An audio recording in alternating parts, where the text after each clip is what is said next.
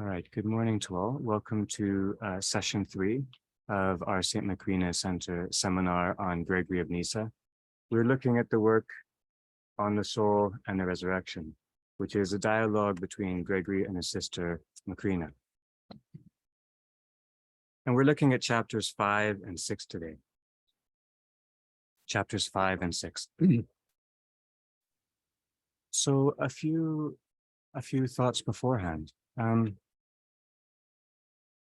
We have our themes, we have our questions, we have our chapter titles, but let's begin to dance a little bit with the text. I sent out a Chekhov short story last night too that we will likely read towards the end of this session, perhaps not. And Irene sent along the two Greek renditions of the text, which is very helpful. Thank you for that. It's good to have the original text in the background, as it were, for our comprehension, should we wish it. The Greek texts for us in the West, though, are oddly preserved, as it were. Many of them have Latin titles. This one does too. Strangely enough, Latin titles. This came up a little bit yesterday, the difficulty of translation.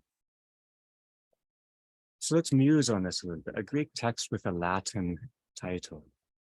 Now, we know that our phrases or our language phrases the meaning of our horizon. Our language phrases the meaning of our horizon. But tradition gives us our horizon. Tradition gives us our horizon. So language phrases meaning within our horizon, but the tradition gives us our horizon. Why does this matter? I want to think of 2 or 3 distinctions that happened in the ancient world, as it were. Not necessarily time-bound, but occurring over time. The first is the pre-Socratic notion of the line is, for thinking and being are the same. For thinking and being are as one. I believe it's in Parmenides. Thinking and being as are one. So there was no distinction made between noesis and ousia, or thinking and being, which means that our thought can extend to the horizon of being. Right. That has been a staple of Greek philosophy. It might still linger in contemporary philosophy. It's not a sense we have in this tradition. Thinking does not extend, it's not coterminous with being. Being is greater than thinking. Another distinction was made, and this was noted in a Heidegger text I read. Heidegger says, and again with the pre-Socratics, with the distinction between aesthesis and noesis, or the aesthetic and the what we call the intellectual, or the I just prefer noetic, or our thinking and our making, our being and our making. There was a distinction made between aesthesis and noesis, which tended to have or influence the ensuing tradition of philosophy, coax it towards the temptation of abstraction. When we talk about tradition, we are not talking about any abstraction. We're talking about our lived existential being with other people. So those are 2 distinctions. A third distinction, and this is the point of the Greek text and the Latin title. Heidegger charges that when Roman civilization took over Greek culture, they appropriated, made their own Greek terminology and ways of thinking, but without having concurred with what he calls the originary experience that gave rise to that language, that gave rise to that way of phrasing reality. So the charge is that the Latins appropriated Greek philosophy without lived tradition or lived experience being its foundation. We could say, borrowing phrases without experiencing the communion out of which our phrases flow, Because It's the lived context of the horizon of tradition, which is essential, not the terminology, the lived context. But to stay with language for a moment, there are essential differences between English and Greek, my favorite two languages, especially in terms of semantic depth and in terms of composition, or the movement inherent within the word. Greek and German and other languages too show beautifully the movements. We're talking about movement at the center of our being. This is evidence in certain forms of composite language. We have movement at the heart of it. And semantic depth, which can make us think, well, English is a lesser language, as it were, and we should, as it were, idolize the Greek. But we're not studying Macrina and Gregory here. We're not studying their ideas. We are striving to participate and to realize within our own selves the truths that they have gathered and are expressing in this dialogue. We want to participate in the meaning in which they're participating. But participation of this kind ought to be confident and full of joy. Confident and full of joy.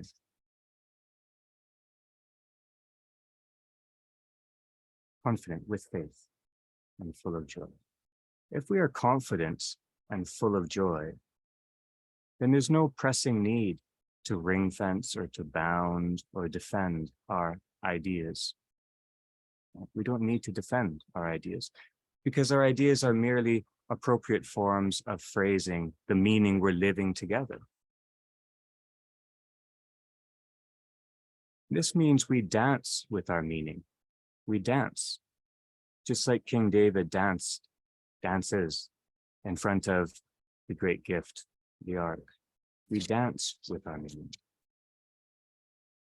And this is part of how we've understood the word phrase, to phrase, which means to link in flowing beauty. That term phrase, we have an image of it with a musical phrase, musical notation, where each note by itself just rings out in isolation, but together, linked together, gathered together, they become harmonious. Same theory, same idea there.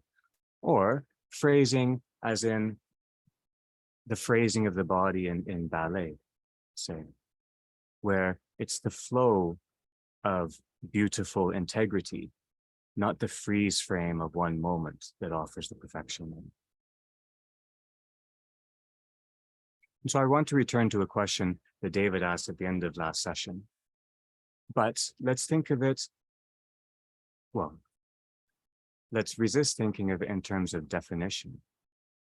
And try to think of it in terms of phrasing a little bit, phrasing meaning within our horizons. And the question is, we won't answer it here because it's unanswerable. It's not to be defined. But the question is ever-moving repose simple? Is ever-moving repose simple? That's what David posed to us last time. Now, we can make sense of this as a phrase or an image, and we will a little bit more. We'll think about image a little bit more today. Is ever-moving repose simple? Remember, to phrase means to link in terms of beauty, to link in terms of beauty.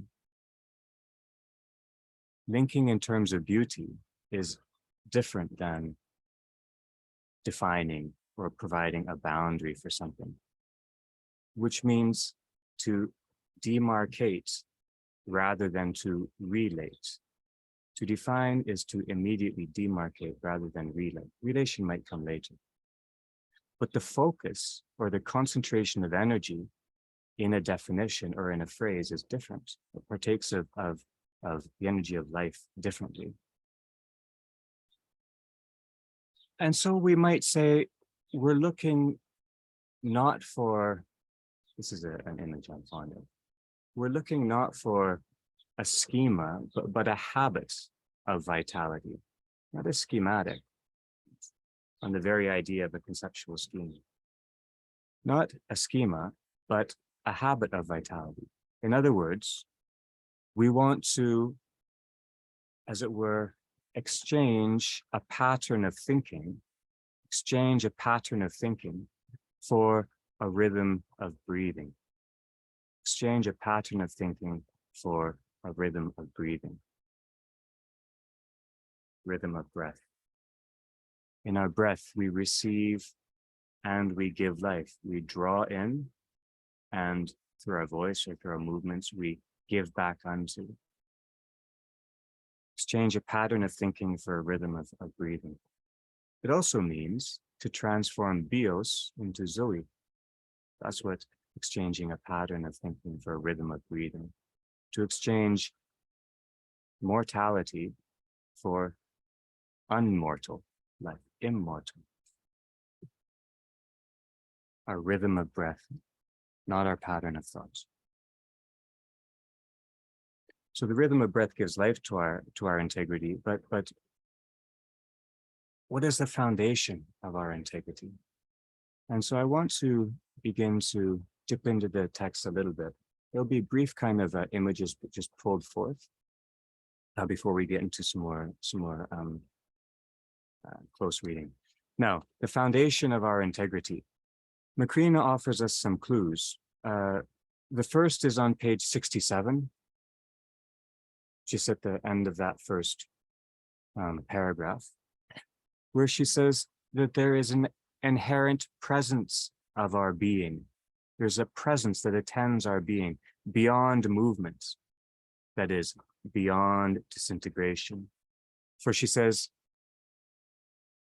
the soul be present with each, holding on to its own by its cognitive power and remaining with it until the separated elements are combined again to reconstitute what was dissolved. Our presence lingers through our movement, either our movement of integration or disintegration. Second of all, and this is also on page 67, just towards the bottom, about 4 lines up from the bottom. So we have a presence of our being beyond movements, but also we read here that the fullness of our being does not depend on the passage of time, on some kind of progression. So she's talking plainly about the resurrection. Such an event would no longer be resurrection, but the fashioning of a new man, if we acquire new elements. But if the same man must return to himself again, he ought to be altogether the same as himself. This is renewal at the heart of resurrection, not kind of visible ontological difference. So we have presence through and beyond movements, and we also have a fullness of being that is noticed in time, but does not depend on the passage of time in any way. What else is the foundation of our being? Or how are these things brought together? Well, Macrina uses the term concurrence more than once. She uses it on page 68 and 72 and 77, I think. 68 and 72. Here's 68. She says, in the concurrence of its own elements, the rope of our body will be braided by the soul. And on 72, she repeats the image. As the concurrence of the elements creates the essence of the body as a whole, etc., etc., etc. So the concurrence of elements is what provides the foundation, as it were. Concurrence, con, to bring together, current, flowing. So concurrence both unites, both gathers and unites, and directs. Gathers and unites and directs. In other words, it provides our foundation. But concurrence is a little bit abstract. So Macrina, well, Gregory and Macrina bring in the image of a rope, And let's turn to page 68 now here. And I'll read about 7 lines in the middle, beginning with if various strands. And then we'll turn to page 77 and note the other image of the rope. And then we'll talk about that a little bit. Page 68, midway through the full paragraph. If various strands of rope are fastened to one starting point, all of them together will follow at the same time when one is pulled. In the same way, if the power which the dynamis which governs the universe should send to the dissolved elements the signal for coming together, then by one power of the soul, the diverse elements will be drawn together. In the concurrence of its own elements, the rope of our body will be braided by the soul. Each element, in order, will be woven again to its former accustomed place and will wrap around that which is familiar to it. So we have concurrence and renewed integrity here. And that's one of our questions, the relationship between concurrence and integrity. On 72, she repeats, or 77 rather, she repeats the image. We are drawn upwards towards him as if by a rope.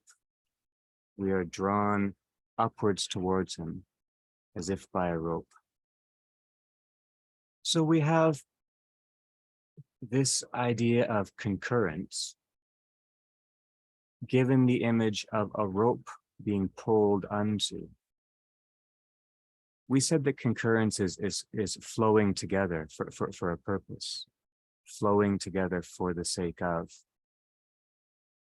That's pretty close to our definition of synergy. So concurrence is evoking the same movement that synergy is evoking here. Now, rope, he says, as a rope being drawn unto, being drawn unto.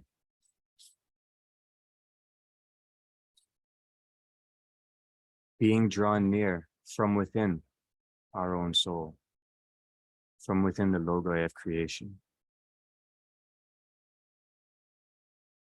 Now, Chekhov's short story, which we will read at the end, but just to comment, offers an image of a rope, or he says a chain. The translation is chain. And in Chekhov's short story, what we see is the tugging of this rope that begins in recitation, but ends in holy response. So we see how the movements of the pulling through time and being begins with a recitation, an abstract acknowledgement of something that someone else said is true, and ends with holy response, where we have the incarnate response, particular and not full, of course, partial, but an incarnate response. We'll get there at the end. We have an image of the rope. We've been talking about phrasing, images and phrasing. To think in terms of an image is to think or to set things out spatially, often. And so we can use the term approximation with image. An image approximates. Approximates means to draw into proximity, to show the intimacy of the relation when gathered together. So image has to do with approximation in the same way that because a phrase has to do with belonging, we've been using the motion or the movement of appropriation, drawing unto one's own, drawing into and unto one's own.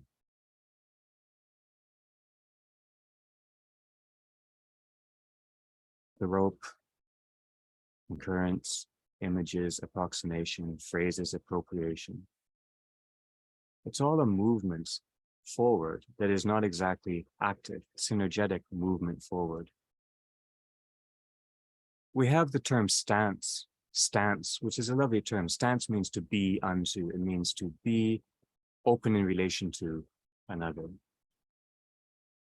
Our way of phrasing this theologically is our ecstatic, our going forth from our own being, and our hypostatic being, our center of the essence of our own, from which we give, from which we go forth unto others. Gregory and Macrina are depicting humanity as a being unto. a being unto, a being for the sake of something, not something, but for the sake of, a being as desire. And we can ask, where does our desire land? What is our being unto? Being unto what?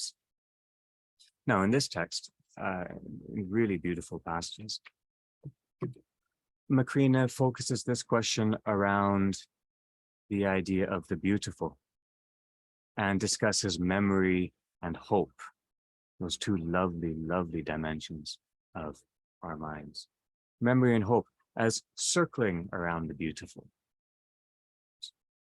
Memory and hope also provide the rhythm of tradition. The rhythm of tradition in time, memory and hope. That's our rhythm. And Macrina says, our basic spiritual movement, as it were, we can query this, but this is the idea in the text, is from anticipation to completion in the fullness of the divine beautiful. We have a sense of it, and we seek its fullness in us. Now, how is this realized, though? How is this realized? The image of the rope, concurrence, synergy. It's not just our deliberate activity, which is drawing near. That would just be us not being drawn near. We need to deepen the ever-moving flow of our synergy. That's the first. That's a mystery. But we need to deepen the flow, the ever-moving flow of our synergy with God. This means we need to stand out and unto another, because our synergy is only ever realized with other people, in the company of others, not alone in our minds. And so we stand forth and unto another person in profound communion. That's our form of synergy, in profound communion. And yet we know that communion does not elide difference. It doesn't elide difference. And we have a hint. Macrina lets us know this. It's on page 69. Communion does not elide difference. We are given our own blessed being. Maximus says this too. On page 69. This is in the first full paragraph, just 4 lines from the very top of the page. Each person is a kind of vessel formed from a common material by the conjunction of elements, which undoubtedly has in its particular form much difference from the others of its kind. So each man, each person, each woman, each being is a kind of vessel formed from a common material by the conjunction of elements, concurrence, which undoubtedly has its own particular form, much different than from others of its kind.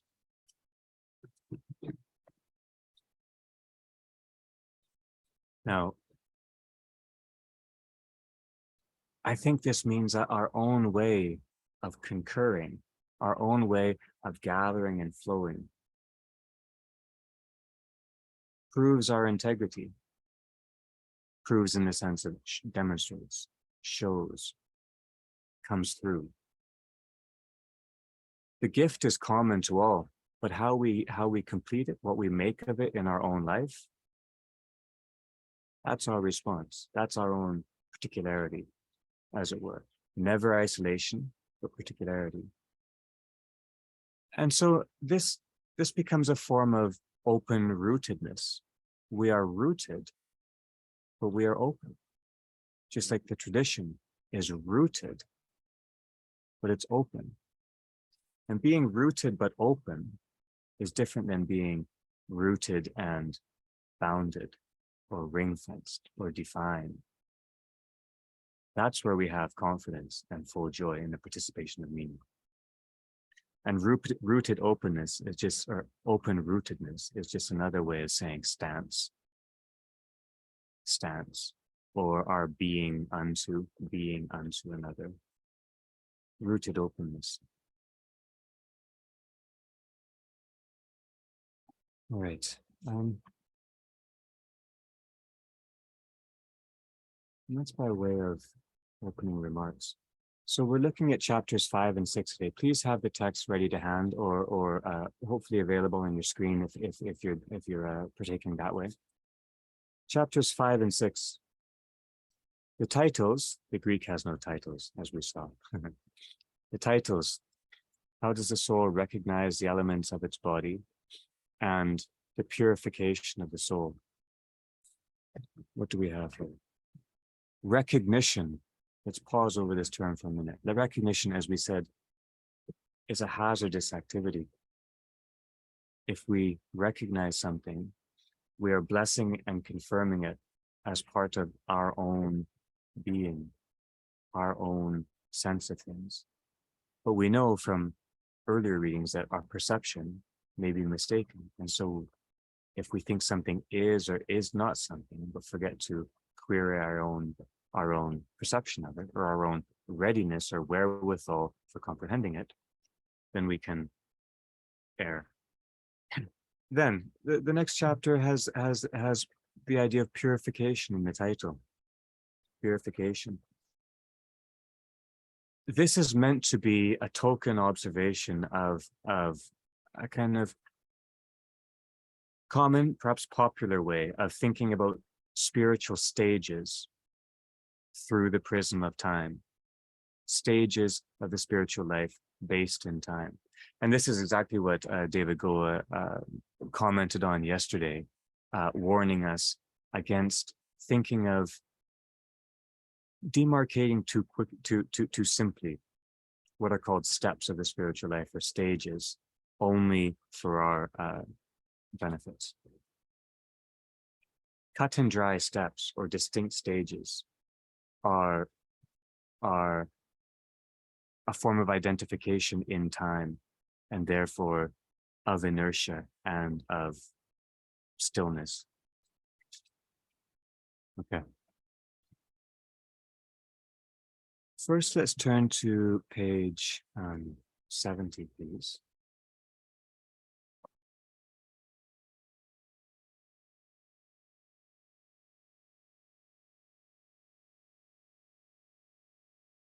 Okay. Page 70, halfway down the page, beginning with the gospel seems to me, just over to the end of the next page. I'll read this out and then we'll have others do other readings. So please follow along in the text. Halfway down 70, over to the bottom of page 71, beginning, the gospel seems to me. This is Macrina speaking. The gospel seems to me, she said, to signify by each of these things certain doctrines relevant to our inquiry about the soul. When the patriarch says at first to the rich man, you received your share of good things by your life in the flesh, and concerning the beggar, he says similarly, this man fulfilled his duty by his life of partaking in evils. He then goes on to mention the gulf by which they are separated from each other. So she's ending a comment on an image that they had been sharing in common. These words of his seem to indicate a great doctrine here. In my opinion, she's beginning carefully. In my opinion, the doctrine is this: human life was originally uniform. Note that word, uniform. By uniform, I mean the life which exhibits the good only, unmixed with evil. This opinion is attested by God's first law, which gave to mankind unstinting participation in every one of the good things of paradise, excluding only that which had, as its nature, a mixture of opposites, evil combined with good. This opinion is attested by God's first law, which gave to mankind unstinting participation in every one of the good things of paradise, excluding only that which had, as its nature, a mixture of opposites, evil combined with good. Death was set as a penalty for the violator of this law, But man, by the impulse of his free will, voluntarily abandoned the portion unmixed with evil and took for himself the life compounded from opposites. Nevertheless, the divine providence did not leave our misguided will without a possibility of rectification. When those who had transgressed the law inevitably received, if you subject yourself to necessity, inevitably received the death which had been decreed for the transgression. That death divided human life into two parts, this part in the body and the part hereafter outside the body. These two parts do not have an equal measure of duration. The one is circumscribed by a very short limit of time, while the other extends into eternity. The divine providence gave us power because of his love for mankind to have each of these, I mean the good and the evil, in whichever we wish, either in this short and transient life or in those endless ages whose limit is infinity. But good and evil are named equivocally, and each of them has a double meaning, I mean in relation to the mind and the senses. Some people ascribe to the good part whatever seems pleasant to sense perception, while others believe that only what appears to the mind both is good and should be so called. Those who have not trained their reasoning and have not examined what is better spend gluttonously in the fleshly life the share of good which is owed to their nature, saving up nothing for the life hereafter.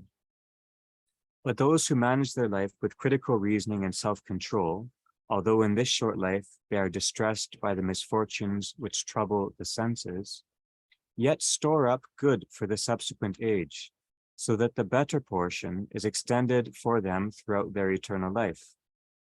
So this is the gulf, in my opinion, which has not come from the opening of the earth, but is made by the decisions of human lives divided towards opposite choices. He who has definitively pursued pleasure for this life and has not cured his misguided choice by repentance makes the land of the good inaccessible to him hereafter. He digs for himself this impassable necessity, like an immense pit which cannot be crossed. Okay. Some very, very significant things said here. Just a couple of thoughts before we move on to, we have one longer passage and then we'll open up to our questions and we'll return to these passages in specific. But a couple of thoughts here. She says that creation is made uniformly beautiful, uniformly. The common form of creation is the beautiful or the good. That's the first thing. The second, departure from simplicity has made integrity our question. Departure from simplicity has made integrity our question. Third, she almost seems to speak in terms of relative value here, but I don't think that a sense of hermeneutic relativity is appropriate here. Relative is always relative to what? And so we have the idea of for the sake of, always present for the sake of something.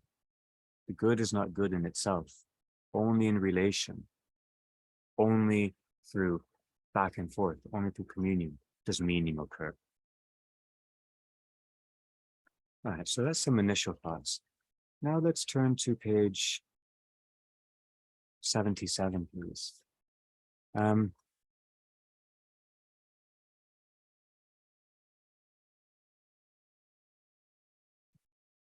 Okay.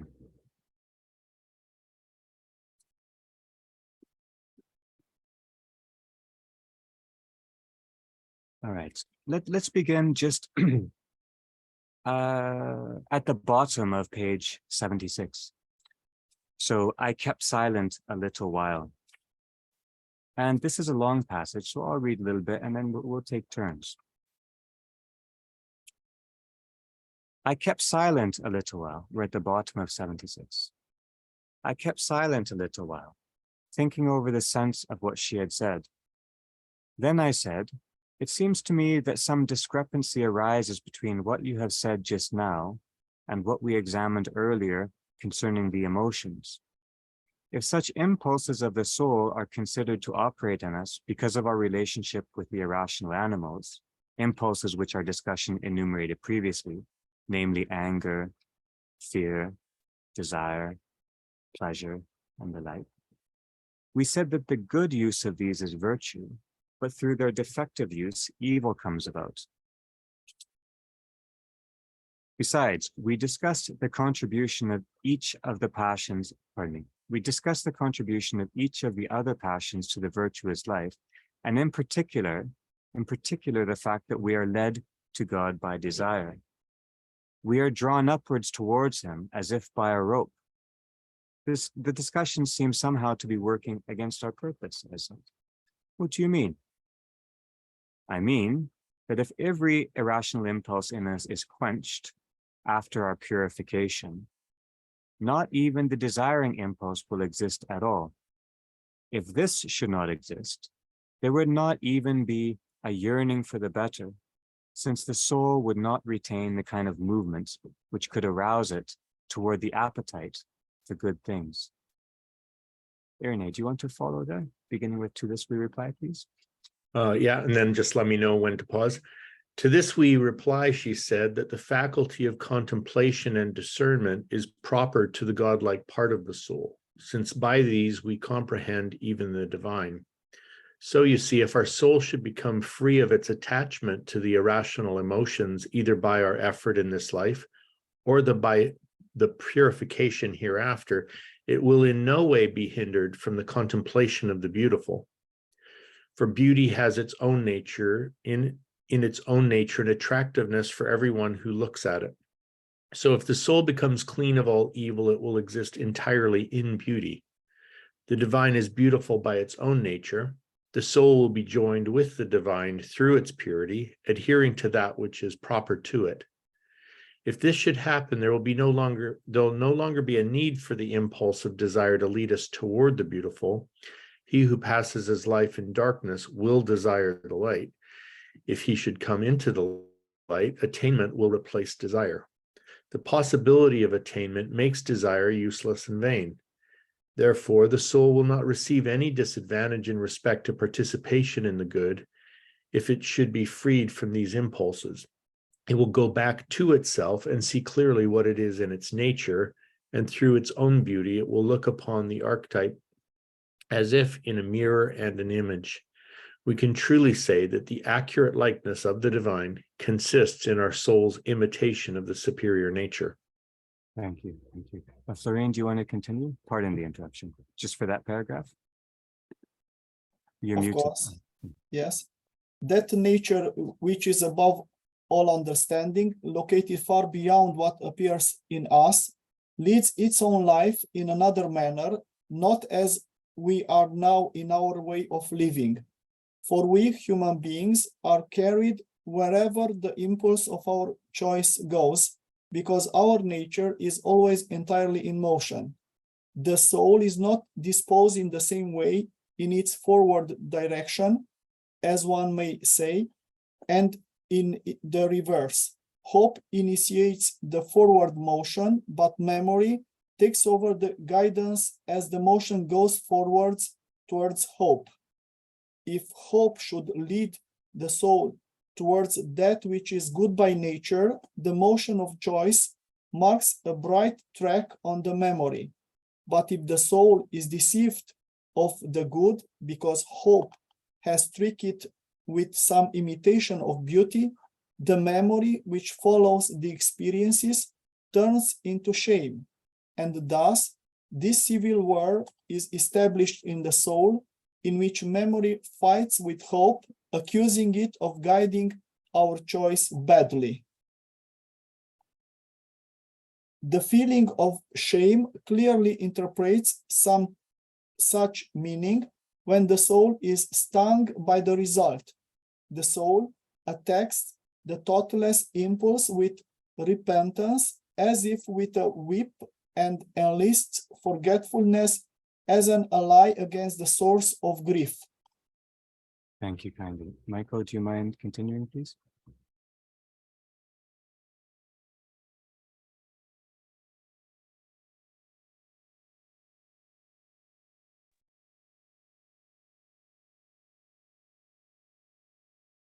But because our nature is impoverished of the beautiful, it always reaches towards that which it needs.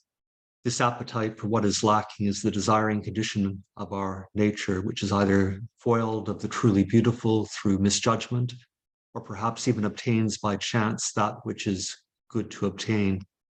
But the nature which exceeds every good conception and surpasses every power because it needs none of those things which are thought of as good, being itself the fullness of good things, and because it is not in beauty by participation of some beauty, but is itself the nature of the beautiful, whatever the mind may assume the beautiful to be, does not even admit the impulse of hope in itself, for hope operates only in respect to what is not present. Why does one still hope for what he has, says the apostle? Neither does it need the activity of memory to understand the things which are, for that which is seen does not need to be remembered. Since then, the divine nature surpasses every good, and the good is dear in every way to the good. For this reason, looking at itself, it both wants what it has and has what it wants, not receiving anything from outside into itself. But nothing is outside it except evil only, which, paradoxical though this may be, has its being in non-being. For there is no other origin of evil but the deprivation of being. That which may properly be said to exist is the nature of the good. So that which is not in true existence must be in non-existence. Thank you. David, will you continue, please, till the end?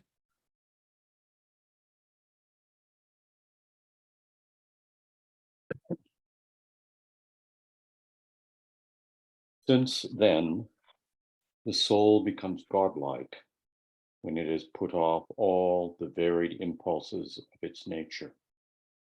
When it is passed beyond desire, it has entered into that towards which it was previously being raised by desire. It no longer gives any place in itself, either to hope or to memory. It has what it was hoped for, and it drives our memory from its mind in its occupation with the enjoyment of good things. Thus, it imitates the superior life, being conformed to the properties of the divine nature, so that nothing else is left to it but the disposition of love, as it becomes attached in its nature to the beautiful. This is love, the interior attachment to that which is pleasing. So when the soul, which has become simple and uniform and an accurate image of God, finds that truly simple and immaterial good, the one thing that is really lovable and desirable, it attaches itself to it and combines with it through the impulse and operation of love. It conforms itself to that which is always being grasped and found, and becomes through its likeness to the good, that which the nature is in which it participates.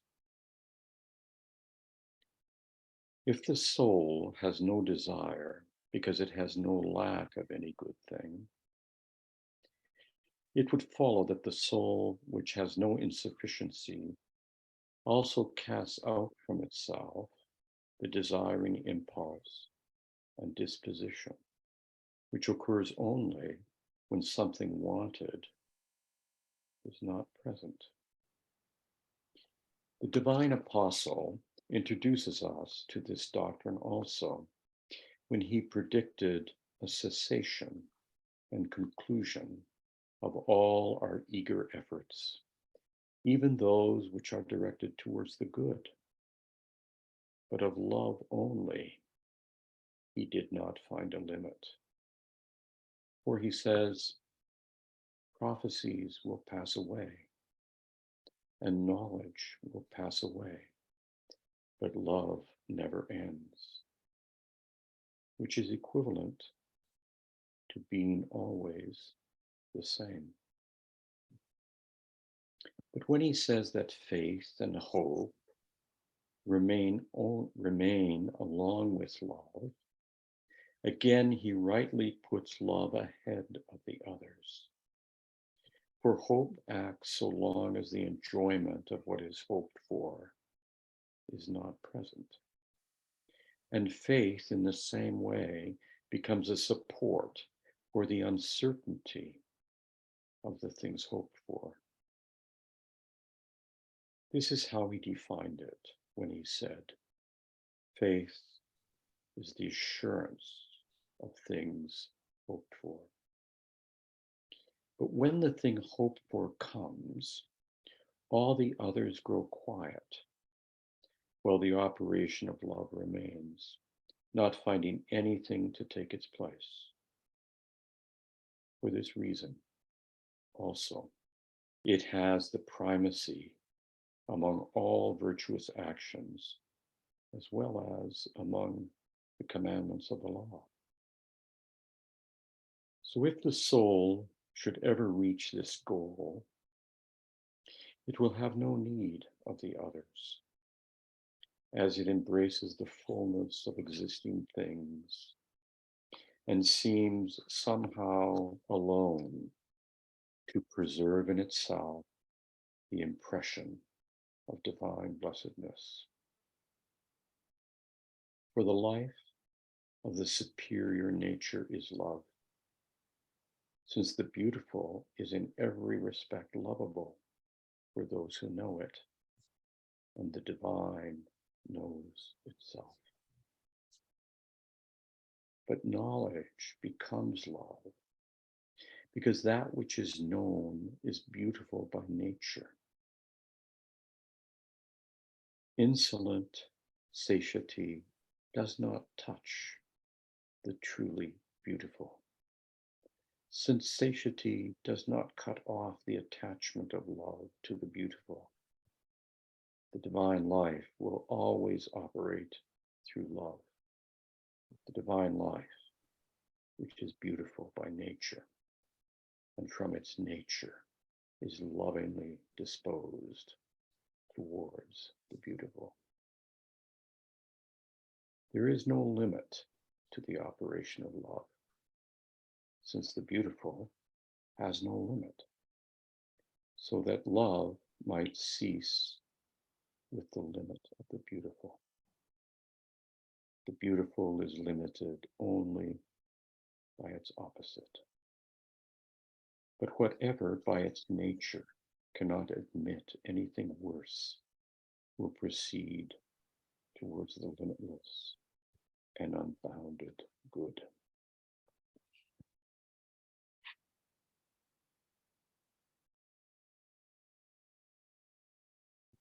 Thank you, David. Thank you all. These 4 pages, let's stay with them. These are immense. There are things phrased here which are profound mysteries of our tradition, or profound questions of our tradition. I just want to note 2 things and then remind us of our questions, and we'll begin talking. Here, we have an image of holy desire, which was called presence yesterday. We are drawn upwards by desire still.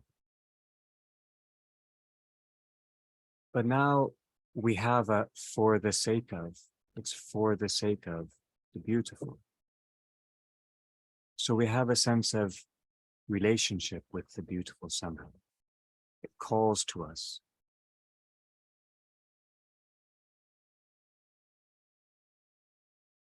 We also see that our desire becomes part of our synergy, our longing to be fully. And our longing to be fully is contrasted with how Macrina defines evil, which is deprivation of being, without being. Now, that's to be careful ontologically, not to admit eternal Gnostic dualism, but it's not just that. So we want to think, what does that sense mean?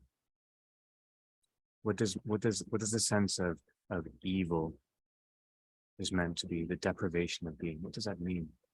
But oh, and also he uses the lovely phrase, a disposition of love, which we could say is our rooted openness. But let's work back into these passages with our questions in mind. I'll just remind us of our questions and then however we want to handle.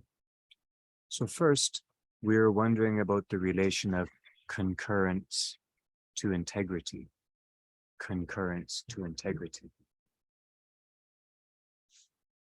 Another question, also about relation, and it's almost explicit here, but we should sound it. How is that which is loving related to that which is beautiful? Or how does love relate with beauty?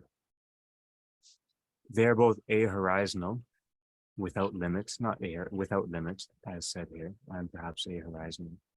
So they share in that, but what is she saying about the beautiful thing and love? On that note, we can note that she says divinity is the nature of the beautiful, but the nature of the beautiful is not equated with. It's so the divinity is the dynamic essence of the beautiful. And our third question had to do with how she understands discernment. On page 77 at the beginning, we read the faculty of contemplation and discernment, or theoria, participation and envisioning, and discernment. What does discernment mean for her? And what sense does it have within this traditional horizon? Let's open it up now.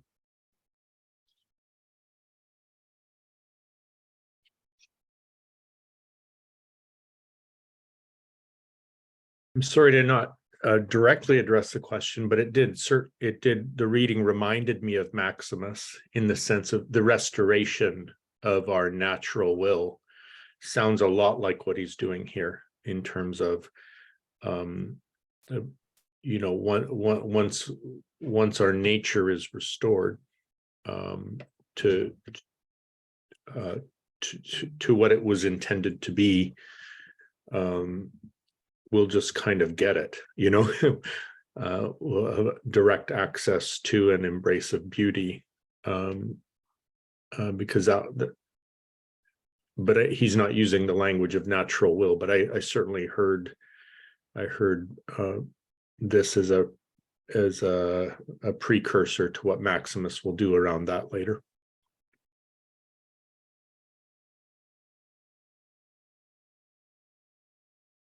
If I can respond to that, just a touch, Irene, would it be reasonable for me to also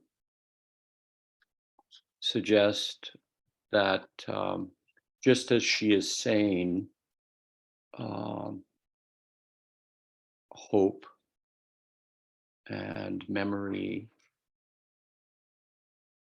are not operative when you are in the presence.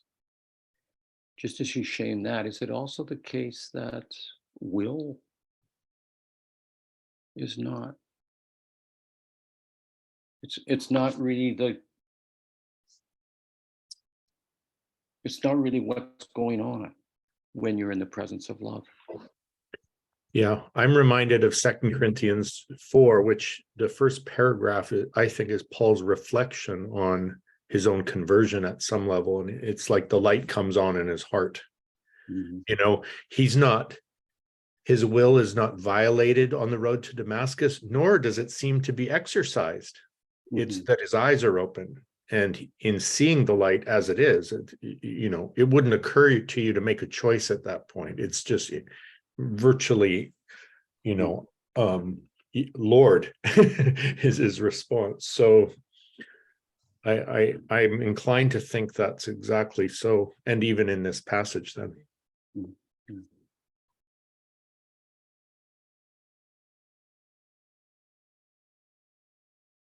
The line on page 77 reminds me of what you're saying right now, hearing it. And actually, when I was reading it last night, it reminded me of a way that Florine phrased something yesterday.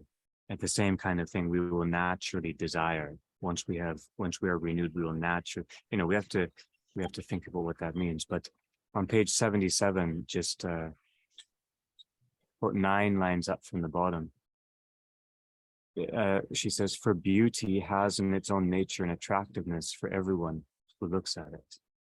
An attractiveness for everyone who looks at it. It's not, it's beyond freedom at that point, in a manner of speaking, maybe. You're being grasped. It's synergetic. Yeah. It's not you grasping something. Yeah. Yeah. Go on, David, go on. No, that's all I meant. Yeah. Yeah, but there is a condition there. So the beauty exists, it's present to us, but you need spiritual eyes to see it. And I think this is the whole struggle, the ascetical struggle, and the purpose of this treatise to teach us to be attentive to the presence of the beauty and to open up our eyes. Mhm. And so somehow I think in these lines, it is implied the idea that at the end of the time, the beauty will shine so brightly that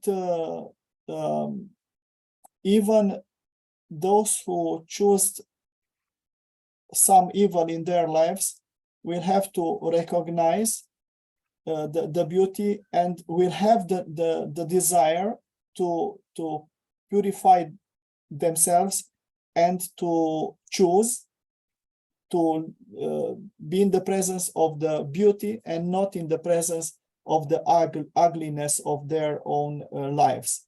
So this, I think, is the process of purification for some people who open up their eyes here while they were living on the earth. Let's put it this way.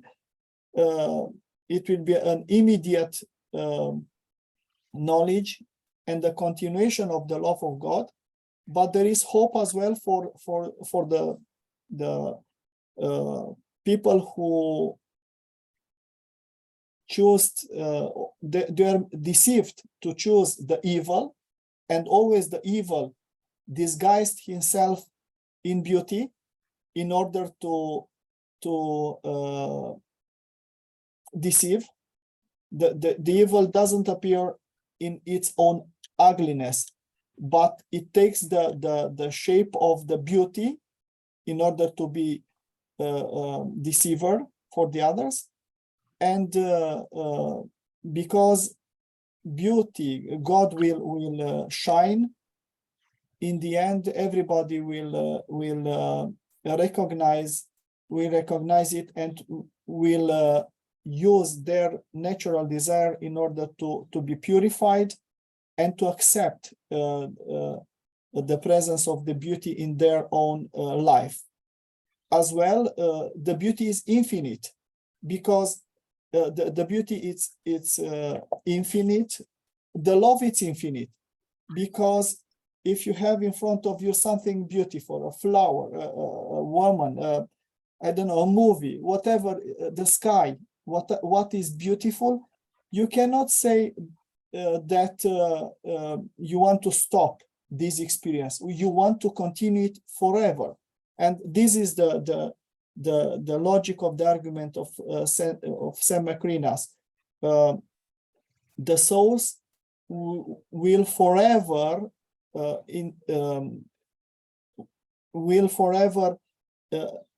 continue this process of contemplating the beauty.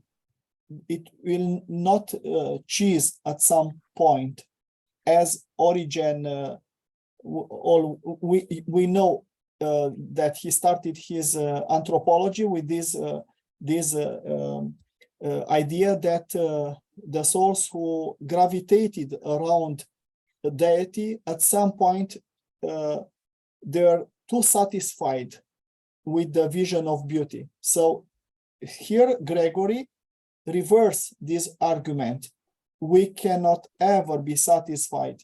And to stop desiring the beauty, because the beauty is charming, the beauty is love, and we want to be charmed and to love and be loved forever. We don't want to be hated. We don't want to hate. We want to be charmed and to offer love and receive love. And this is the infinity of the soul after the resurrection. My thoughts. Is it, Florin, is it reasonable for me to suggest that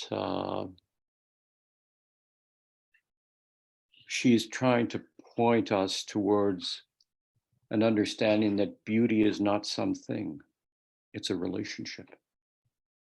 And it's the relationship that we are being braided into. And it's a person. It's a person or a trinity. That's a relation, and that's a relation. And that implies relation and communion and sharing. Yeah. You cannot contemplate the beauty in your solitude. Yeah. Or your separation. That's really quite a movingly stated exegesis, because it combines so many different aspects, and it kind of provides a contrast between will and recognition, and it seems that recognition. I mean, it's a striking moment because there's this paradox. We think of, one can think of love as, for example, Socrates thought of it as a form of desire, or kind of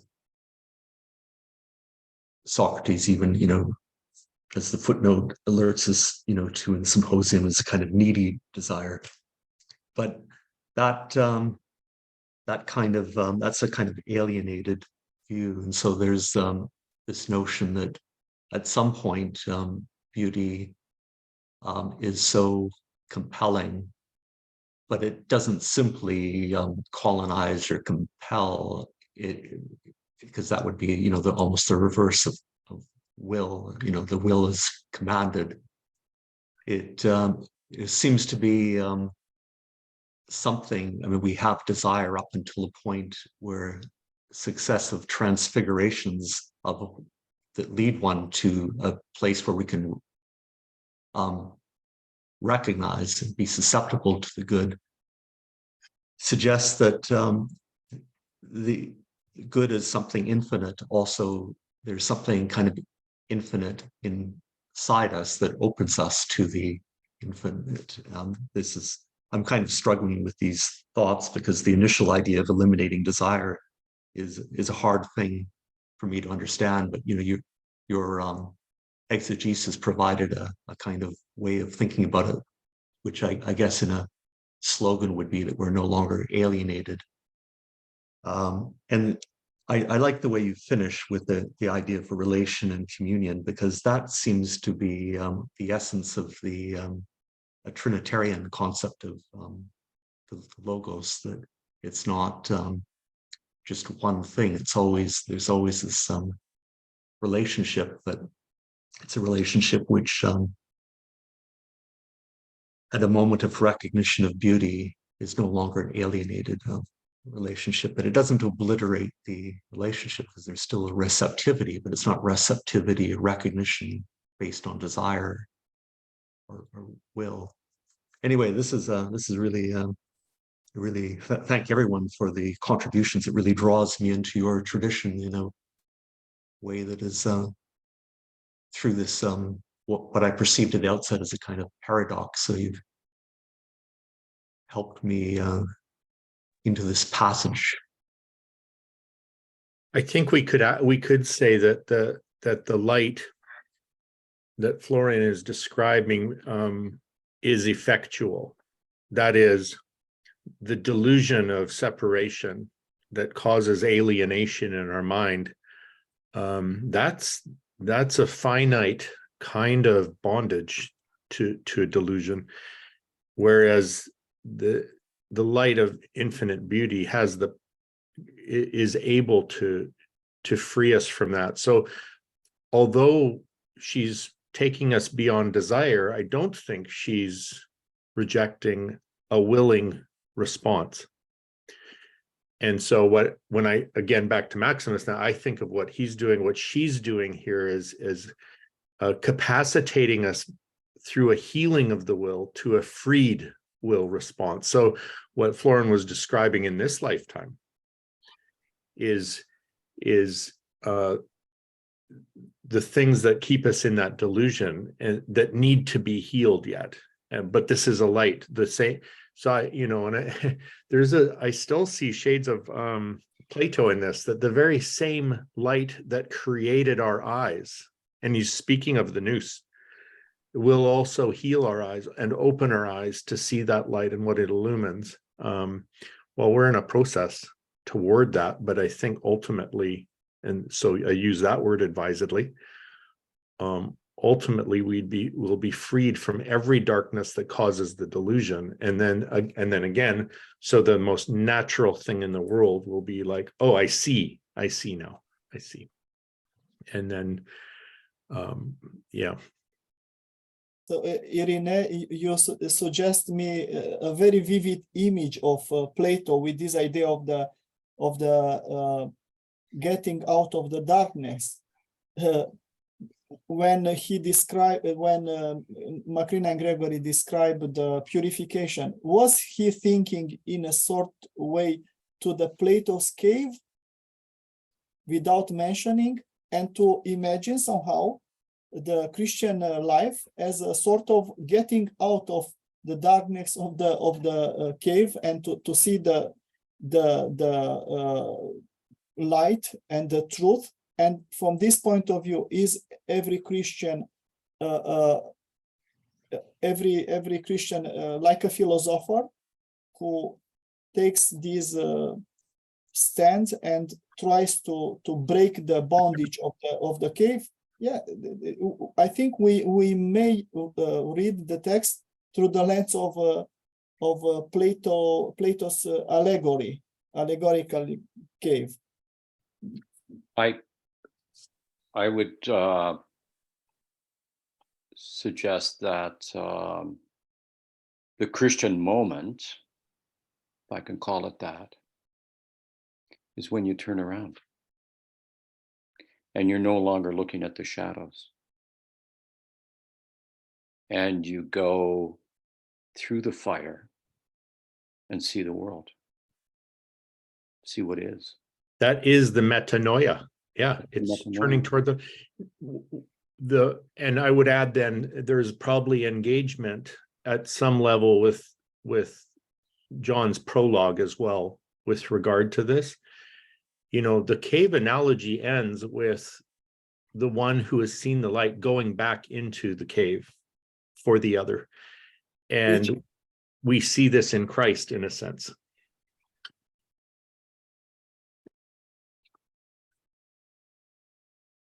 we are called to be the light of the world on the steps of our Savior. So each Christian must be a flame to show the way to the other people, even if it's a small flame.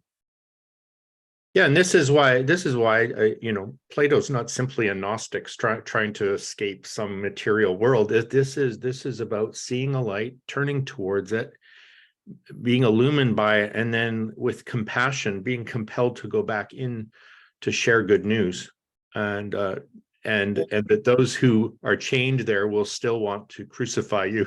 I mean, it's quite playful. I just think there's been a resistance to accepting the influence of these kind of texts on Gregory and Macrina. I mean, it's clear to me that they're playing with them. They know that Christ has fulfilled this in ways Socrates couldn't have anticipated, but I think it's one of the things going on. Irene, excuse me, Socrates was a messiah because he went back of his solitude somehow to preach to the Athenians what is right, what is good, and he was killed by them. So he had a prophetic messianic faith, isn't it? Yeah, I'm so sorry, Andrew. I'm probably taken us far afield, but in the Republic, Socrates, they're describing the one who, if there is infinite justice that shows up in this world, it will look like the perfectly righteous man, and when he comes, he will be arrested, beaten, and crucified. And it literally says crucified. So, yeah. But I better send it back to Andrew. No, I was following that. Those are steps down another path than I'm willing to walk. I'm not so sure it's that simple. But our charge here is not necessarily to critique or respond to Plato, but to look at this text. I just want to refer back to something that Michael said out of what Florine said and what David got to as well about the beautiful, I think. Let's draw us back to the text for a moment. She does seem to suggest that desire comes to an end here. And it's a very good point, Florine, that is part of the ontology of origin that they're rejecting. Yeah.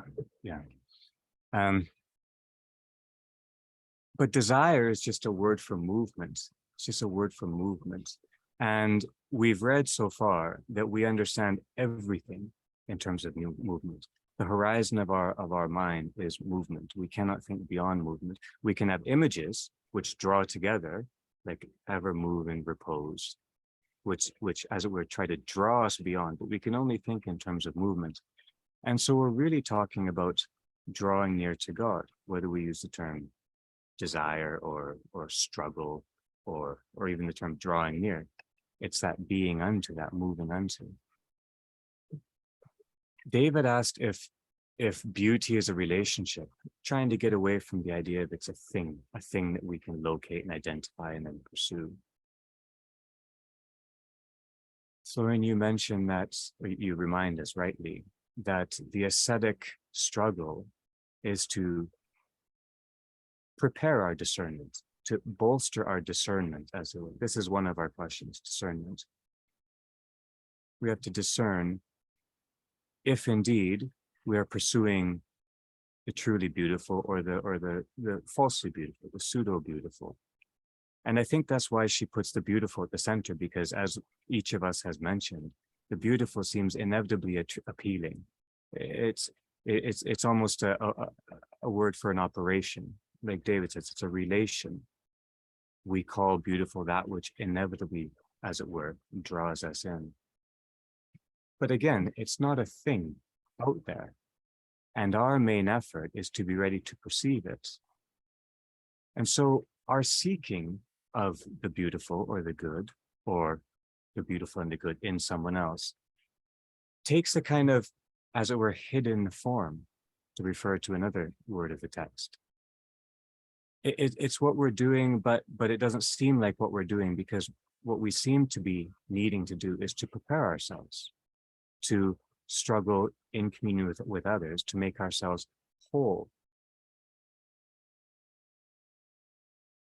That's the only way we could ever discern or recognize and then allow the concurrence of our being to flow in the right direction. We have to have that inward preparation, which means that we're not looking for something which is outside. We're trying to recognize the gift we have been given already, which is what Macrina says to Gregory at the very beginning. You know, what are you mistaking about yourself right now? What aren't we seeing clearly?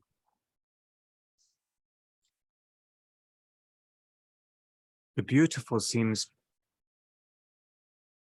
hard to think of beauty for the sake of something else. We can think of something else for the sake of beauty. But then the danger is conflating or confusing the divine with the beautiful, which is not appropriate at all. That's just troubling the waters. I don't even think there's a question there, but I wanted to renew this and as it were, complicate our notion of movement or being unto that's involved with each other and with beauty.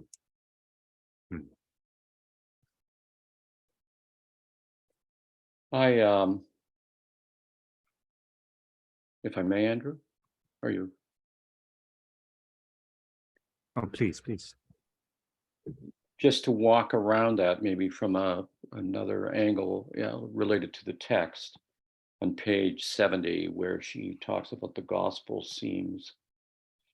And we have the parable of the rich man and Lazarus. And then we have the parable of the tree of opposites, the tree of complexity, the tree of what we think of as difference. Just a couple things to raise just before I wanted to think about discernment in terms of that narrative. So she speaks about the tree of good and evil, the opposites there. She also uses the term, and it makes me wonder about the translations as well, that death is a penalty. But of course, the text doesn't really say that death is a penalty. It says that you will surely taste of death. So it's just an interesting lens through which these things are so often understood. But part of what this text is about, the text of the temptation, is about discernment. This is a revelation about discernment.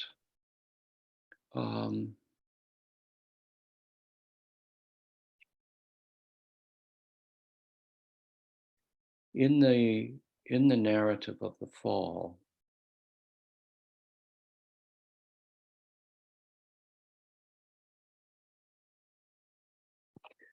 the temptation is to something good. You can become like God, knowing good and evil. Two lies in that. We know from the narrative, it says in the narrative that they already were like God. So that's the first lie. The second lie is knowing good and evil. And I think it's fair to say, at least in my understanding, that God does not know good and evil. That is, God does not know through the division. Or as she speaks about it and the tradition speaks about it, God is simple. Or as the Gospel of John says, God is love. So what's going on in that narrative around how discernment works, how it becomes confused, how we have missteps?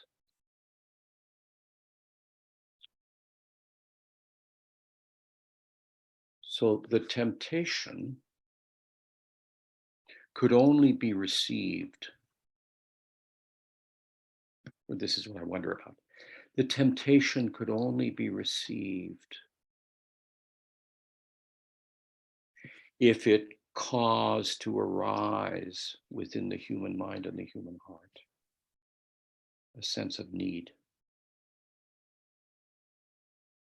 I need something. I am not something. I need something. So in other words, the temptation can only arise if the process of disintegration has been initiated.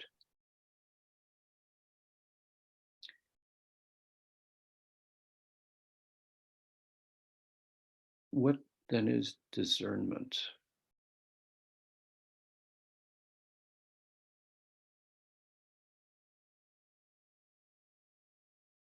Well, the one thing that occurs to me, and I don't know, I'm not confident in this by any means, but my sense is that so much is made of the gift of discernment within the Christian tradition, and certainly within its theology of the spiritual life. So much is made of discernment.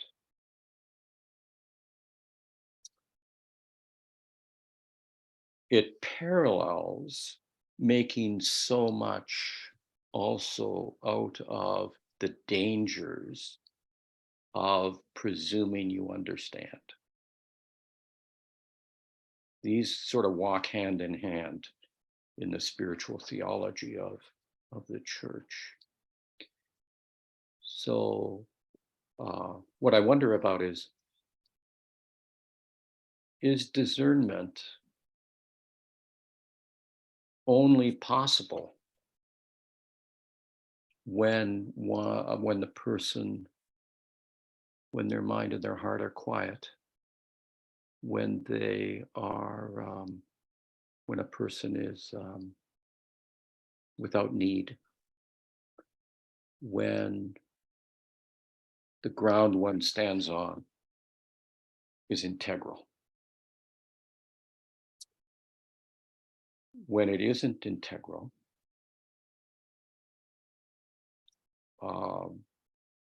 the impulse to discernment is still there, but one is much more in the condition of Eve in the garden looking at the apple and projecting what you think is your own need. In any case, just a couple thoughts on that narrative that she works with a bit here.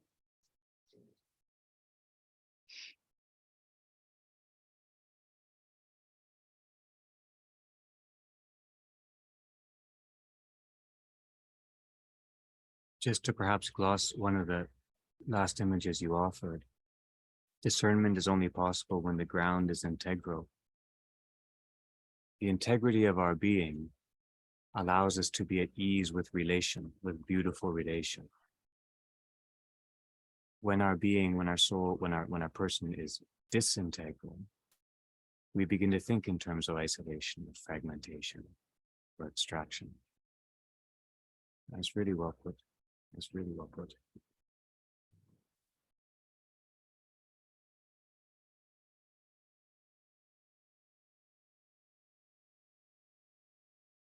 And there is something else, if I may. So if you have no integrity, then that means that you are very selfish.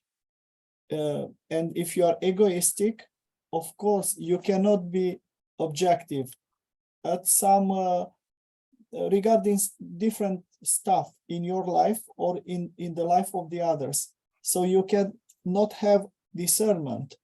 Yeah. Because you are moved by and blinded by desire. Yeah.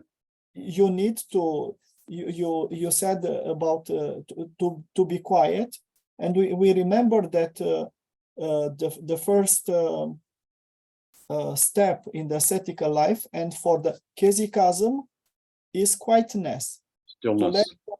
Let your thoughts to calm down, to have the inner peace. It's precisely the peace Christ offers to the disciples after the resurrection, offers to his disciples in all times. So if we don't have peace, this means that we still have bad emotions, which drives us towards the evil, and we cannot have discernment. That's why in the, I think you remember in the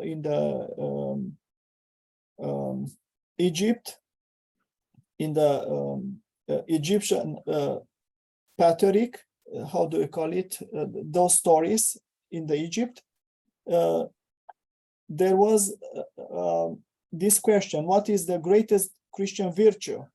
Different people responded, different monks: love, meekness, and one responded discernment, because if you don't have discernment, you lose all the other virtues. And Adam and Eve, as we know, from example from Saint Basil, they were immature, they were too childish, so they wanted to know the good and the bad, the tree of knowledge. And knowledge, we know quite from the first pages of the Bible, knowledge is experience. Knowledge is not something noetical, rational. It is experience in the Greek and Hebrew mentality, because Adam knew his wife, knew Eve, and she was pregnant and gave birth to Abel, Cain and Abel, and so on. So Adam knew his wife. This is about knowledge and experience. And when I think when the forefathers tasted the tree of knowledge, they did something what God could not do. They experienced the good and the bad. And somehow here we link. I link myself these ideas with what Gregory of Nyssa said. The desire, which normally must drives you towards God, can drives you towards irrational passions, and can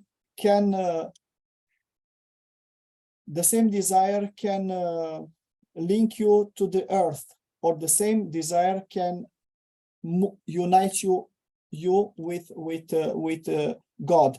And I think this is the image of the rope as the power of God, which drives us in, and call us to be united with Him. And I want to refer very shortly to the most beautiful image of Dionysius the Areopagite, who doesn't speak about desire, but speaks about eros, about kind of erotic love from the bottom of our being. God is the supreme eros, and we have kind of an erotic movement to unite with Him. Yes, thank you, Irene. The same Christ. I will draw all people to myself. Yeah, Christ before the passions, and He announces what He will do. So from the cross and from the heaven, He draws people to Himself. Thank you. Would someone elaborate? Because this has been it's quite a striking declaration that I've encountered in your tradition before, the importance of eros, and so this is another thing related to desire.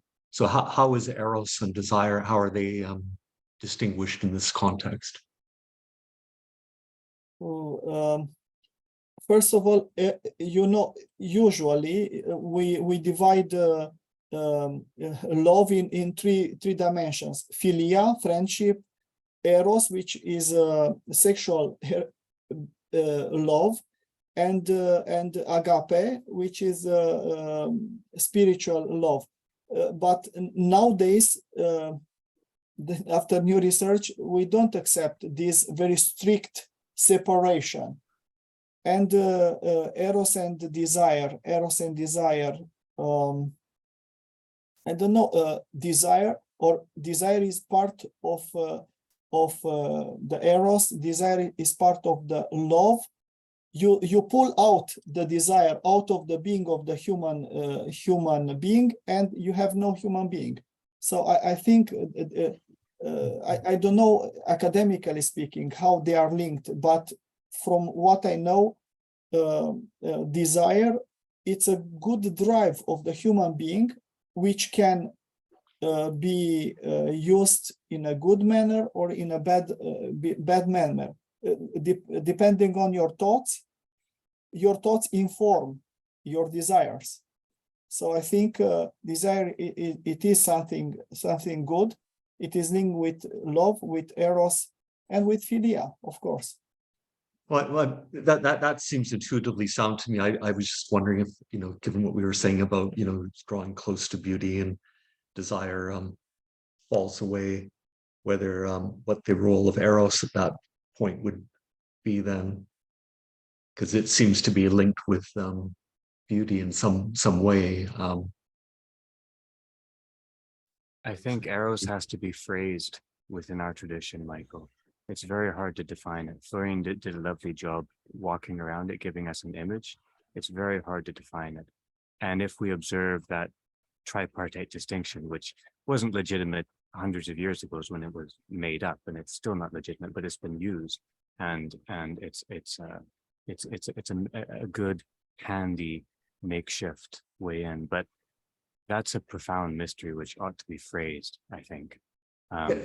Yeah, sorry, it's kind of impertinent to me to sort of throw something, but I obsess over the idea of the logos becoming flesh, and it seems that if the logos becomes flesh, then it as Florian was just sort of suggesting, that desire and intense forms of erotic desire can be infused with the logos and with the kind of beauty.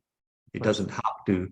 It's a kind of deformation, a kind of leading off into a kind of grotesque road into nothingness when eros is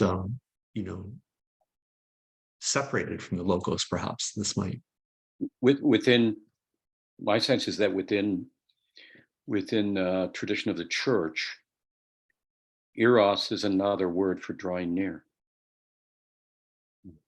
It is the act, it is the impulse, it is the movement of drawing near. That's why God's love is erotic.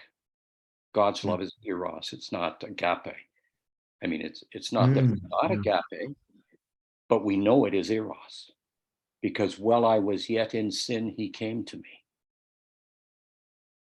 So, I mean, there's, as Andrew pointed out, this only becomes problematic with the development of particular kinds of Protestant thought. The great Swedish theologian Gustav Aulén's book, which highlights agape, and so it entered into the tradition in this way. But within the ancient,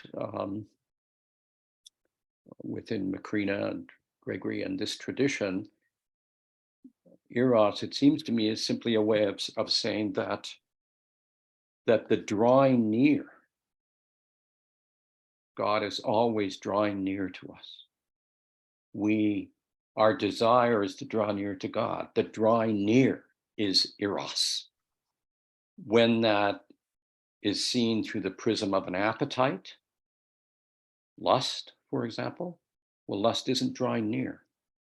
It appears to be that, but it has a purpose, and its purpose isn't drawing near.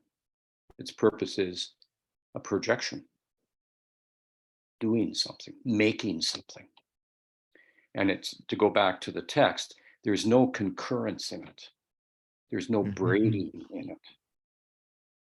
Well, this might be a way to distinguish desire, a desire which is a kind of egoistic desire, which is just trying to, grasp and control something, versus desire, which is a kind of concurrence and, suggests a kind of union. Well, that's why I suggested earlier that we have to be careful to realize that this word desire is used in a variety of ways. And I prefer to leave desire as a holy word, as eros, and say that its deformation is appetite. That's when it's seen through the prism of some need, as we see in the garden story, some perceived need, which is not real. I appreciate that adjustment to the translation we're reading. Maybe just, silently reading an appetite rather than desire. Well, it does imply a lack, in a sense, and that Macrina is getting at that. There'll be a time when you don't have that lack. In the meantime, that lack is filled in God in communion, or unless we go to the other tables, to false tables, that doesn't make desire bad or eros bad. It just means I'm trying to seek fulfillment.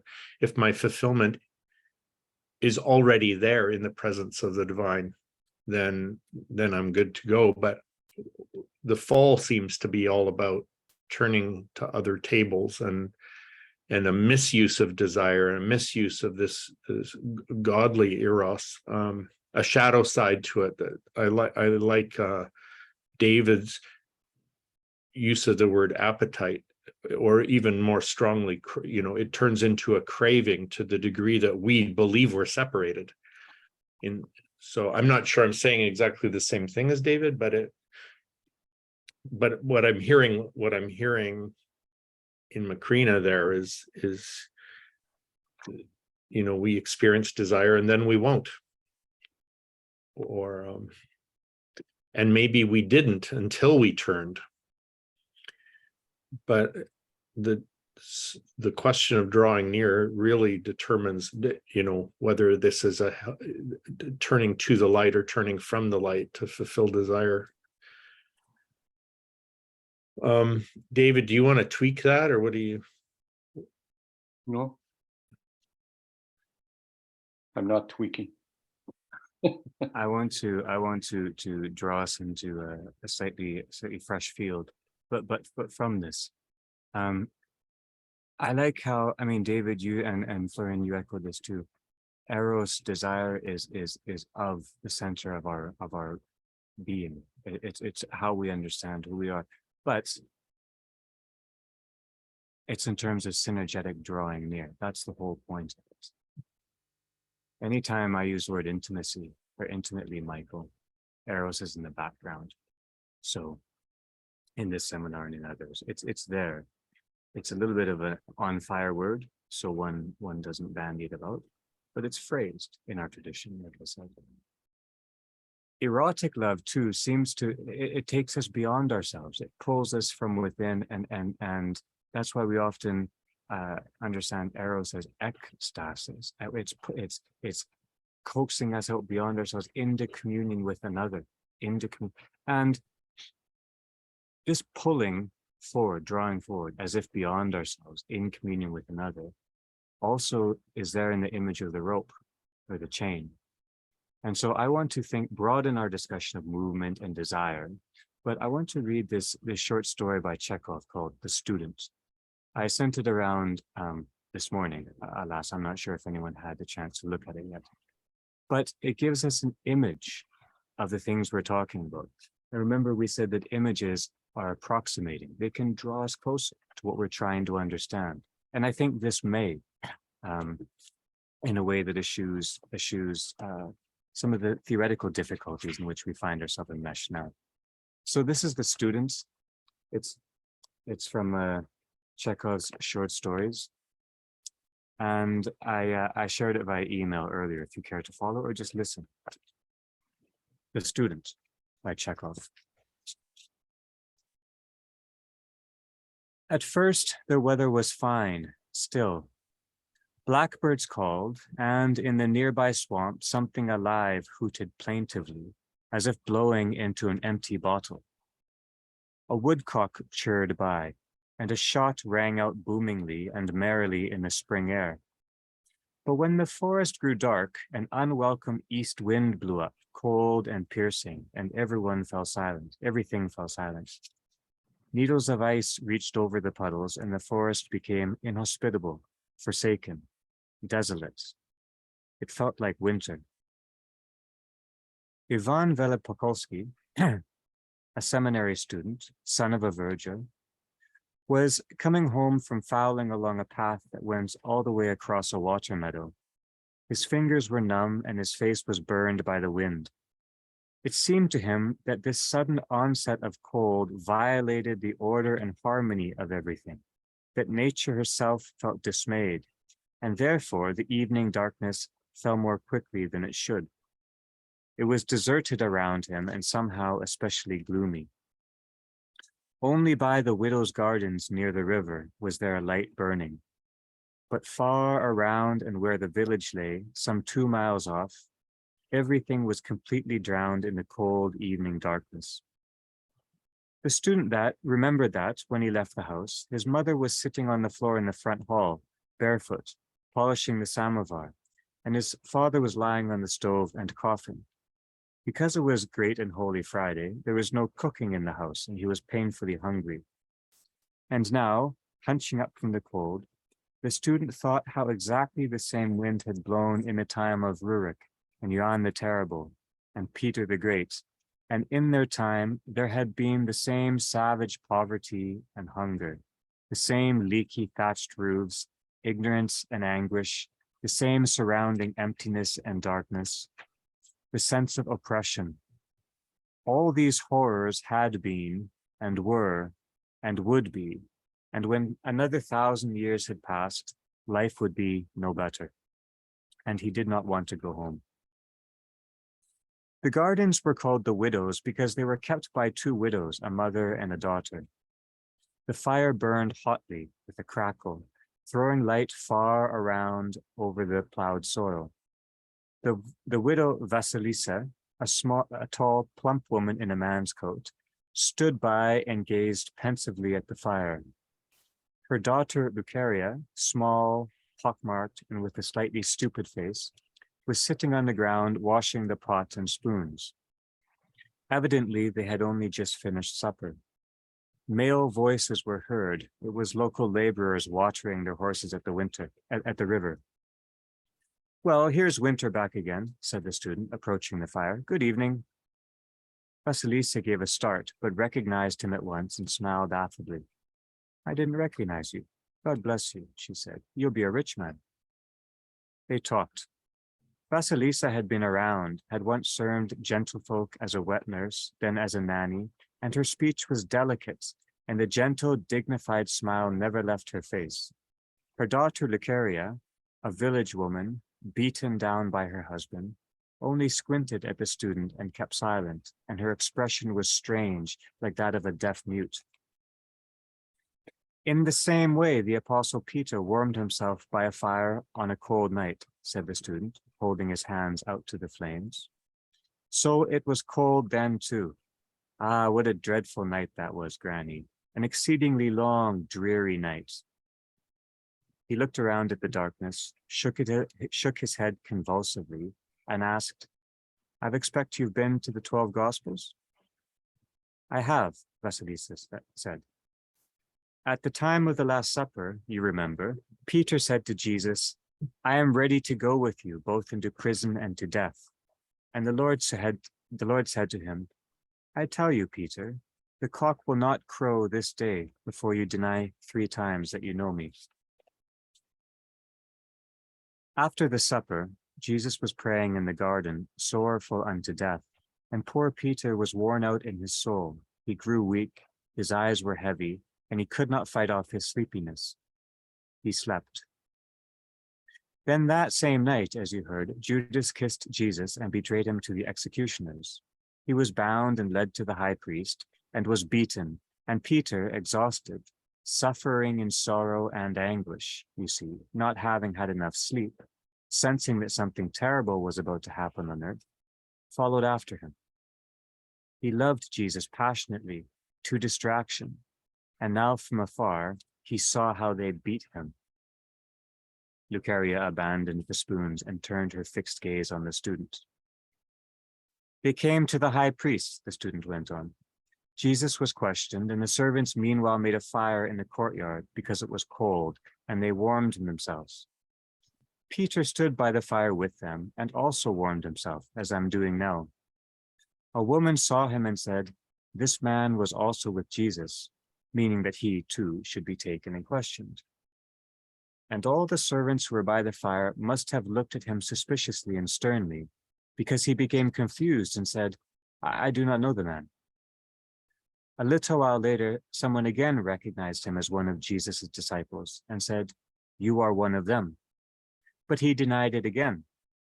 And a third time someone turned to him, "Did I not see you today in the garden with him?" A third time he denied it. And right after that, the cock crowed, and Peter, looking at Jesus from afar, remembered the word he had said to him at the supper. Remembered, recovered, went out of the courtyard and wept bitterly. The gospel says, and he went out and wept bitterly. I picture it, a very, very silent and dark garden, and barely heard in the silence a muffled sobbing. The student sighed and fell to thinking. Still smiling, Vasilisa suddenly choked and big, abundant tears rolled down her cheeks. She shielded her face from the fire with her sleeve, as if ashamed of her tears.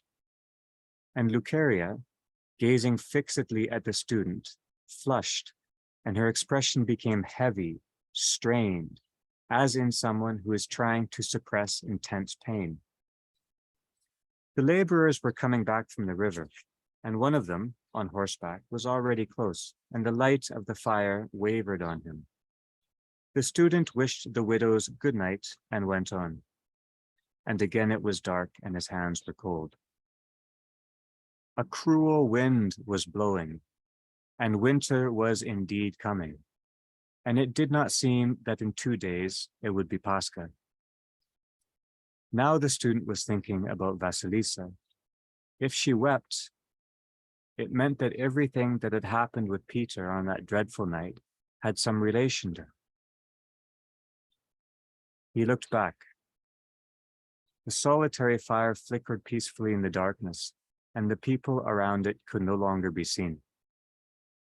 The student thought again that if Vasilisa wept and her daughter was troubled, then obviously what he had just told them, something that had taken place 19 centuries ago, had a relation to the present, to both women, and probably to this desolate village, to himself of all people.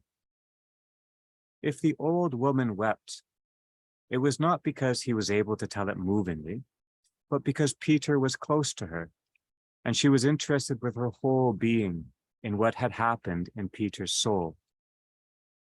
And joy suddenly stirred in his soul, and he even stopped for a moment to catch his breath. The past, he thought, is connected with the present in an unbroken chain of events flowing one out of the other. And it seemed to him that he had just seen both ends of that chain. He had touched one end and the other moved. And when he had crossed the river on the ferry, and then, going up the hill, looked at his native village and to the west, where a narrow strip of cold, crimson sunset shone, he kept thinking how the truth and beauty that had guided human life there in the garden and in the high priest's courtyard, that truth and beauty went on unbroken to this day, and evidently had always been the main thing in human life, and generally on earth. Isn't that beautiful? And a feeling of youth, health, strength. He was only 22. And an inexpressibly sweet anticipation of happiness, an unknown, mysterious happiness gradually came over him, and life seemed to him delightful, wondrous, and filled with lofty meaning.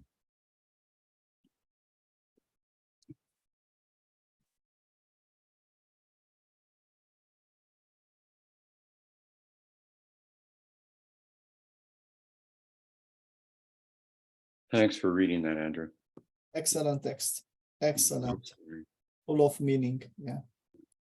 It's tremendous, isn't it? So extraordinary. Let's hold that in mind until tomorrow then.